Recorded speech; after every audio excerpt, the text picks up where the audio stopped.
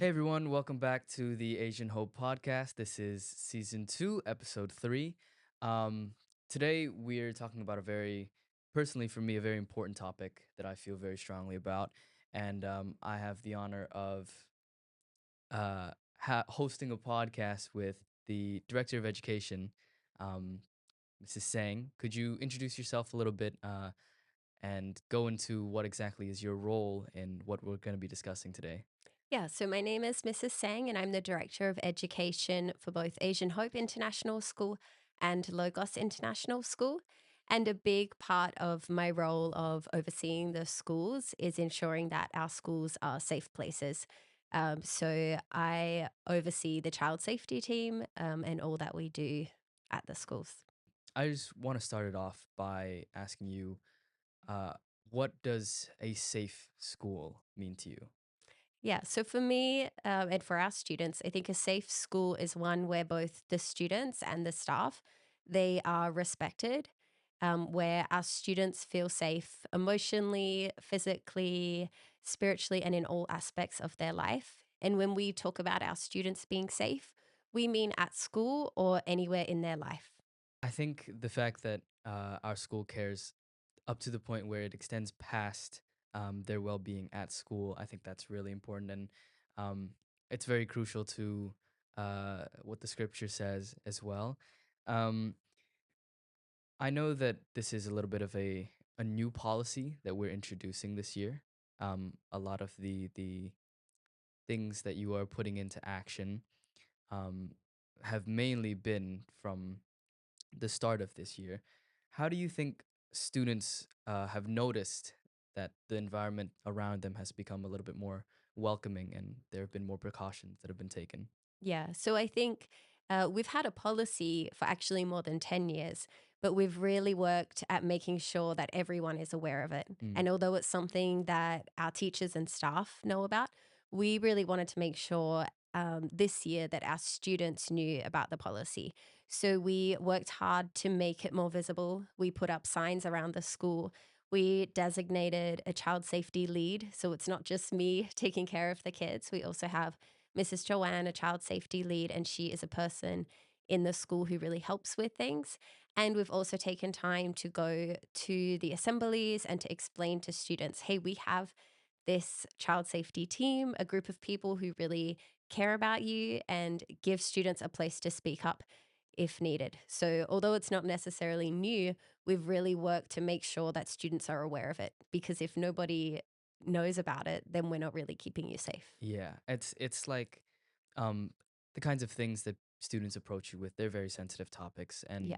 and it can be intimidating um, trying to go to a person of authority to talk about these kinds of things. So I think it's really great that um, students are becoming a little bit more aware of it, so that they know that the environment that they are in is supposed to be one where they feel happy and welcome and educated. So I wanted to ask you specifically about the QR codes and Yeah. the reporting process. How would students go about reporting something that they are concerned about? And how does the team handle that concern, making sure that they recognize that it could be a sensitive topic, but also ensuring that something is done about the issue itself? Yeah. Yeah. So basically, what happens is if a student, a teacher, a parent, if anyone is concerned about the safety or well being of a student, they should fill out the report on the QR code. Now, for students, you can fill it out or you can talk to any teacher or staff member that you trust and they will fill it out for you. I see. So once that report's filled out, it goes to only myself and Mrs. Joanne, our child safety lead. We then look at the report, and the first thing we do is we say, is the child safe right now? Yeah. So if it was a mental health concern, we might think about, okay, let's make sure there's a plan where this child is not alone. All right. Or let's call in the counselor to go and talk to the student. So that's our first step. Make sure the child is safe right now.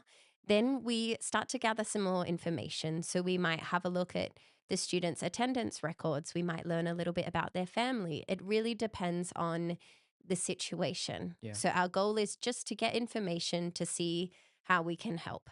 If the concern we would look at their family if it's a concern, maybe something really dangerous is happening in their home, Yeah. then we might need to say, okay, who do we know from their family who's a safe is there a safe parent we can talk to, someone that would be willing to help this child? So we do not send an email out to all teachers. We do not go and ask all your friends about it. We keep it confidential, which means we only talk with people who can help or who really need to know.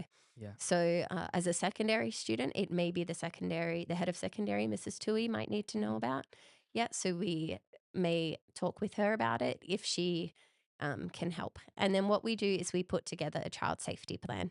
So we would say, okay, so these are our concerns for this child. Yeah. Here's who's going to help. So it's often the counselor, maybe the teachers, um, or we're going to contact the parents and talk with them about it, depending on the situation. And we make a plan. But every time we make a plan, our priority is always the child. Yeah. So, what is it that's going to be in the best interest for the child? And I also say the best interest, which means what's the best for the child, which may not be what the child wants, Of course. right? Yeah. Sometimes what the child wants versus what is best for them Isn't isn't necessarily the same. isn't the same. Yeah. Yeah, so we always say what's going to help this student and we put that plan Yeah. together and then we make sure it's followed through and then we will check up on it later. Yeah. I think it's also difficult sometimes for students to like see, oh, but how exactly are they gonna Yeah, do something about this? What yeah, if they make it a huge deal? And just speaking from personal experience, I know that um, you're very articulate in how you approach situations and how you want to make sure that above all else, you don't overstep what the student in question wants you yeah. to do. We don't want to make it worse for you. We don't want to shame you or embarrass the students. So we're not going to go make a big announcement about, oh, look what Sam has reported. We do it in a way that's respectful and ultimately that is the best for students. But at the same time, yeah, you may not find out what happened. If you share a concern about a friend, we are not going to tell you Right. what we did to keep your friend safe Yeah. because it's their Yeah. It's a information. need to know Yeah, basis. Yeah. yeah. Uh, I want to ask, how do the teachers and staff that aren't a part of the child safety team, Yeah. how do they collaborate with you to make sure that their students and their classrooms are safe? Yeah. So, although we have a designated child safety team and we are the ones who respond and get involved when there are situations where children um, are not safe, all teachers and all staff, including our support staff, our maintenance staff, everyone at our school has the responsibility of keeping all of you safe.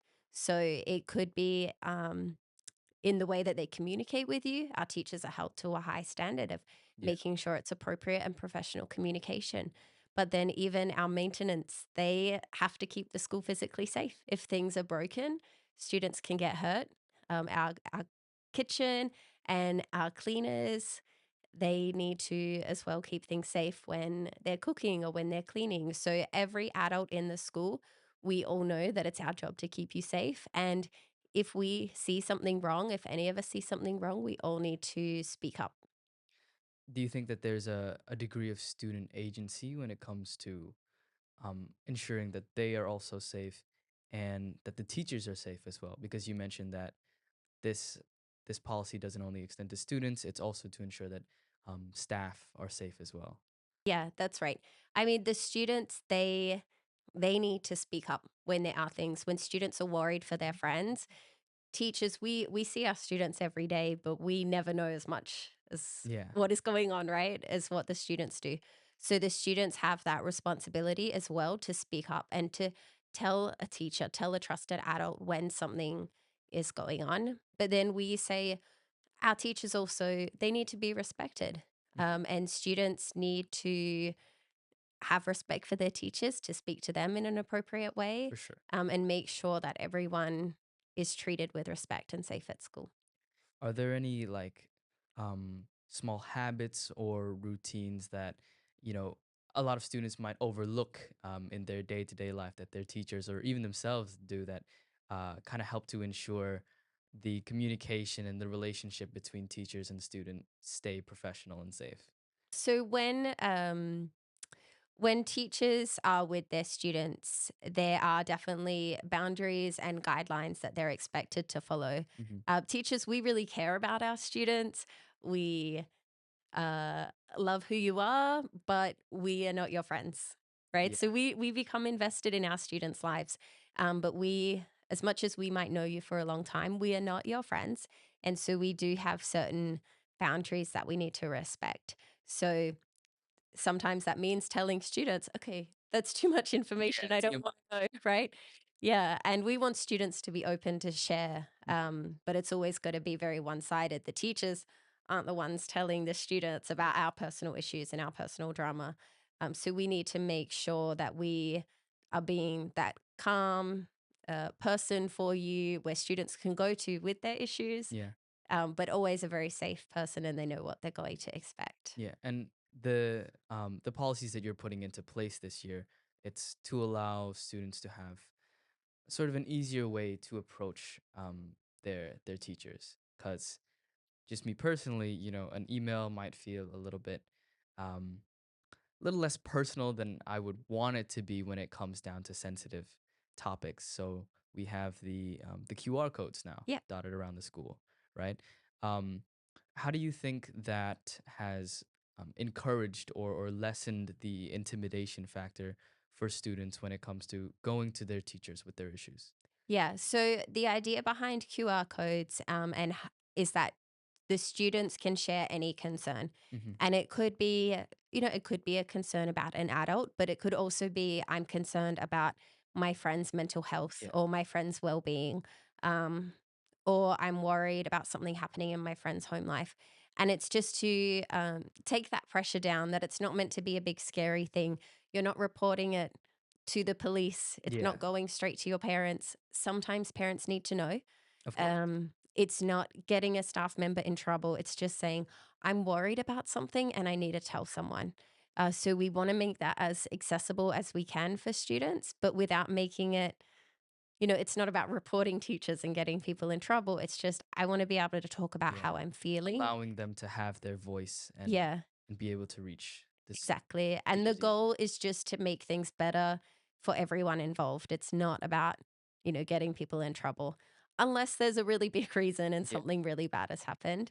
It's just making sure students know that they can be heard and that someone is going to help them. Mm. You've spread the QR codes around campus as well, so it makes it a little bit easier for students to report something. Yeah. Maybe not necessarily in the moment, but it's like ease of access, right?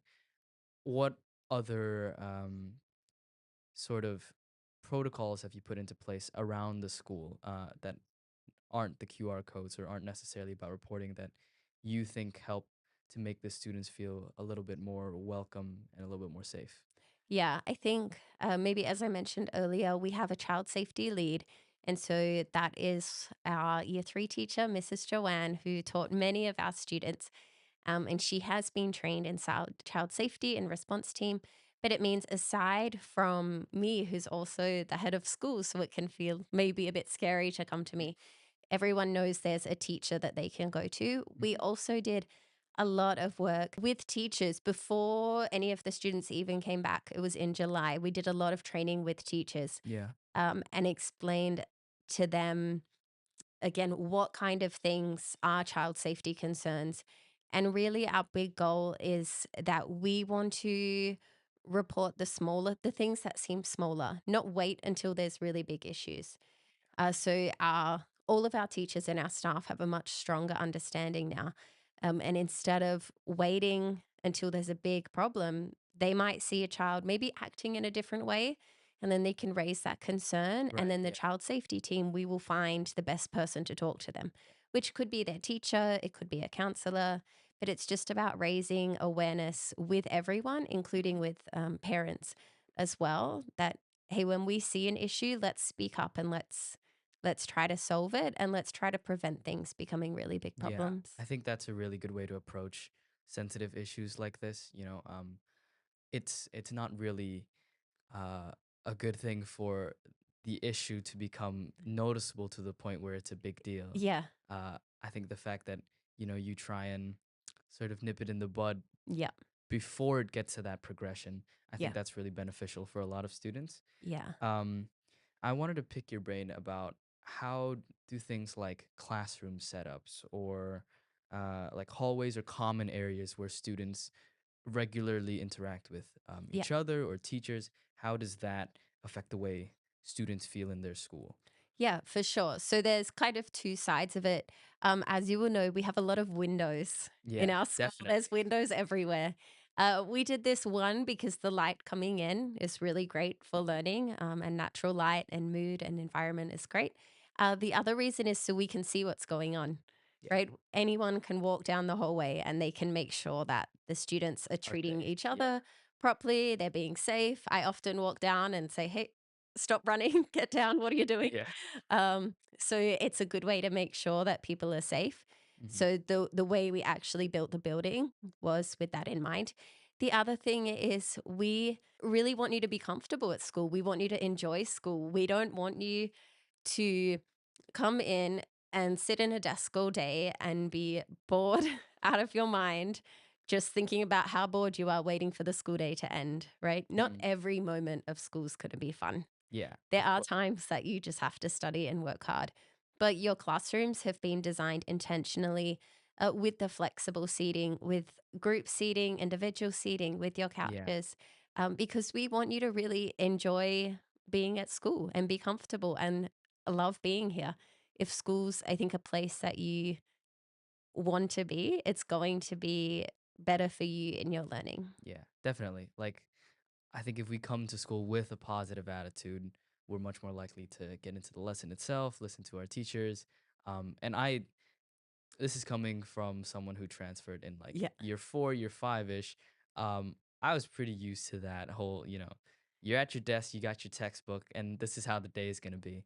Yeah. And transferring over here, especially in primary with all the sorts of different kinds of furniture and the like sort of on the floor arrangement that we had, I felt like it was a lot easier to get engaged with not only my fellow students, but with the teachers as well. And overall, I think the environment was just a lot more encouraging in terms of making me want to learn. Yeah.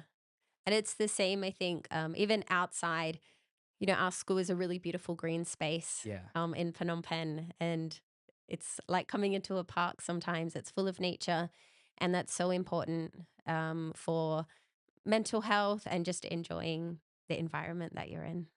What are some areas that you think the school could go into a little bit further depth in terms of making students feel more welcome?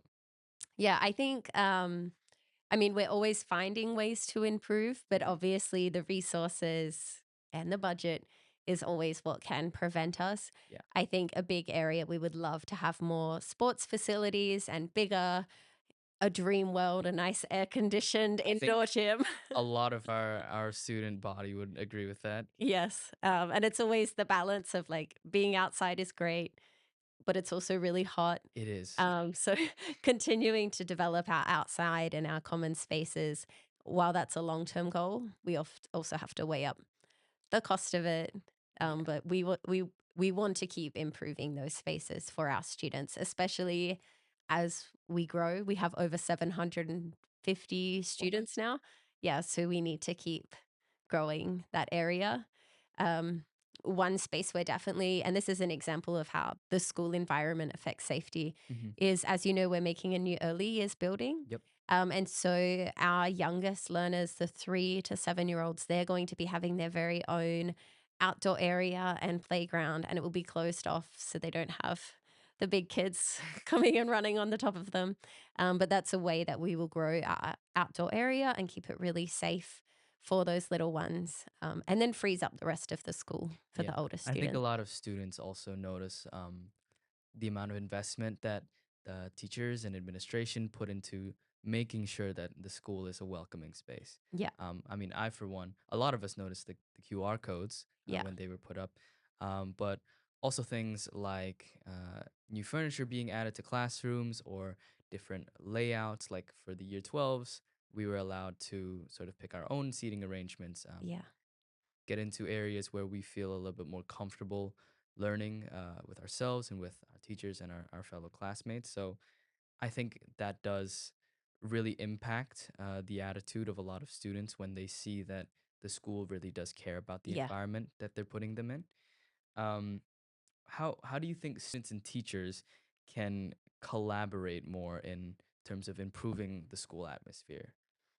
Yeah, I think you said earlier about the students and their attitude.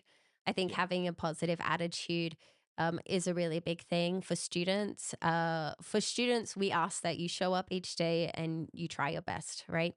But also the way you treat each other. Your teachers can help.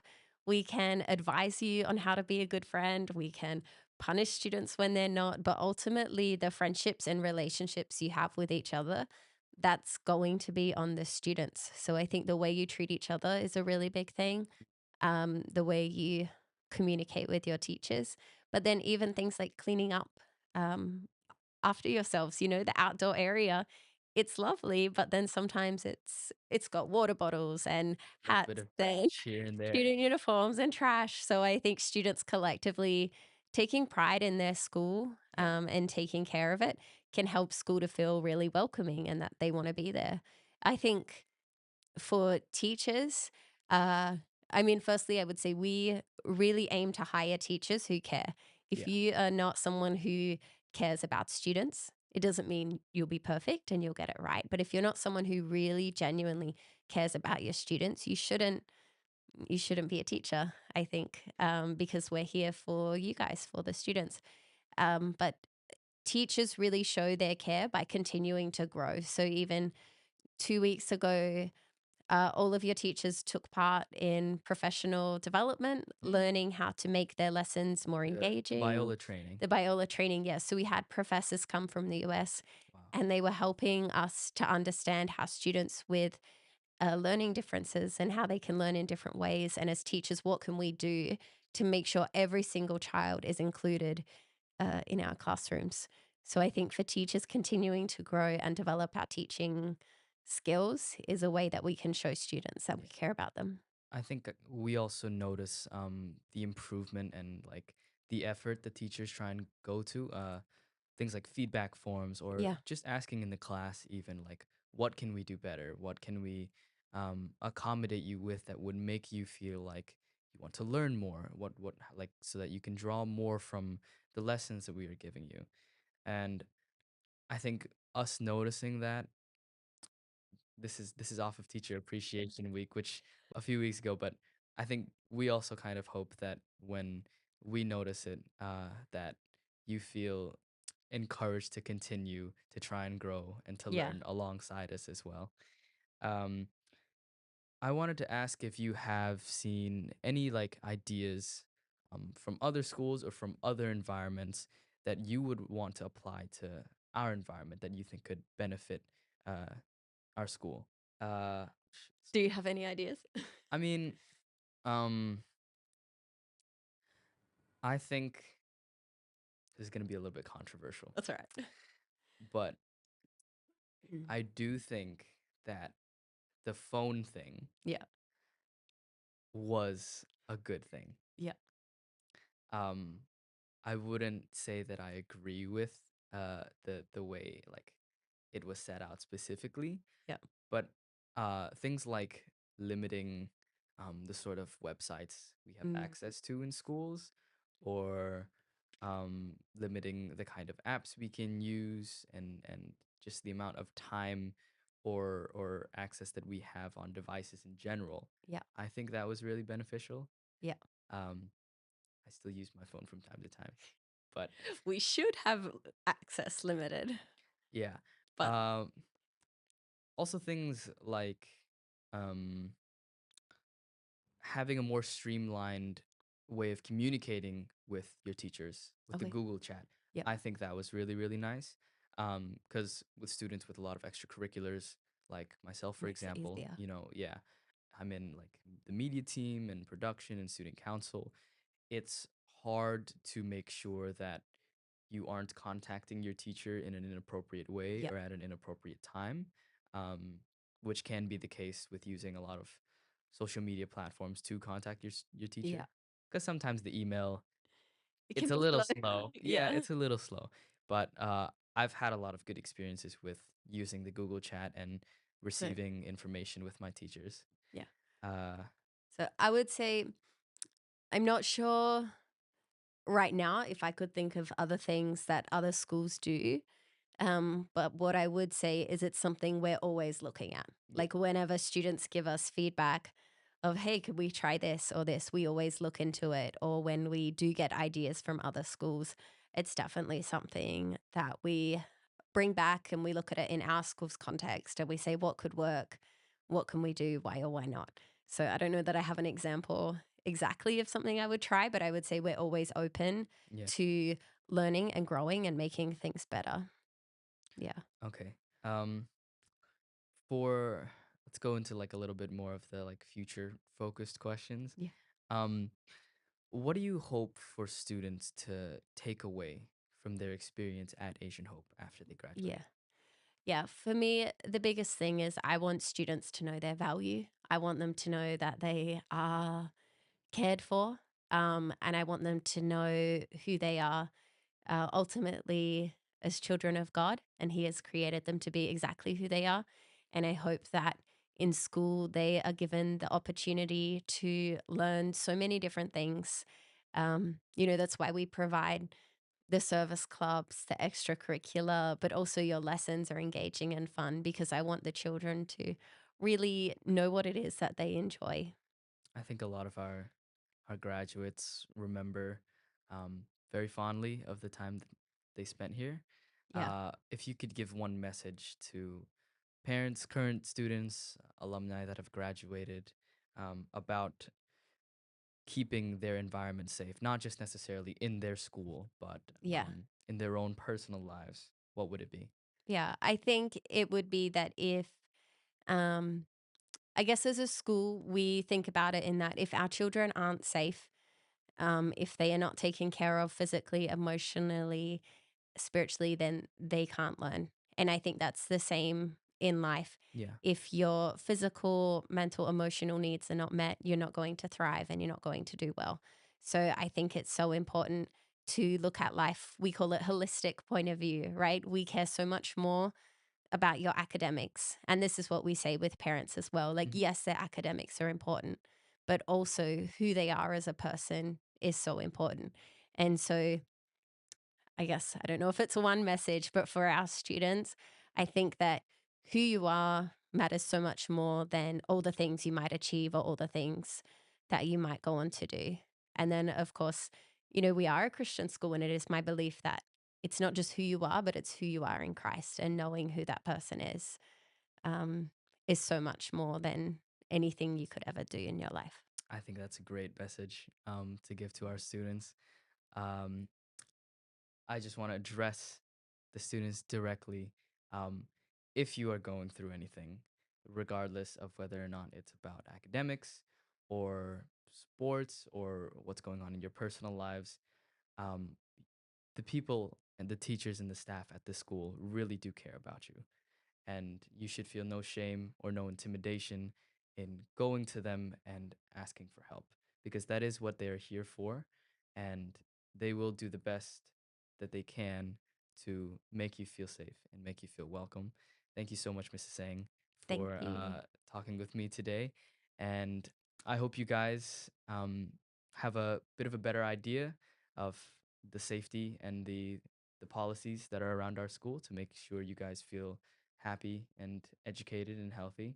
Um, Tune in for the next episode, and I'll see you guys later. Thank you. Thank you.